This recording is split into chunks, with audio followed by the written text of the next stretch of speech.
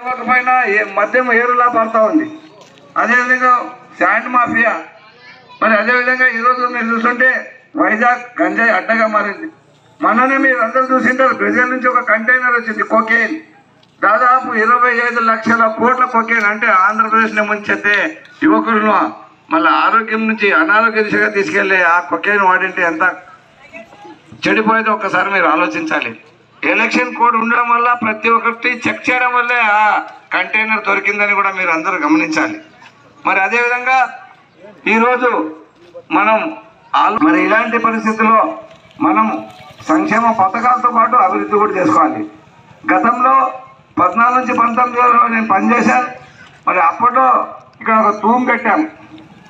ఆ తూముని పర్మనెంట్గా water allocation చేసి పర్మనెంట్గా స్లూయిస్ పెట్టడం టెండర్ పెంచినా కూడా పెట్టలేని అసమర్థ ప్రభుత్వం మీకు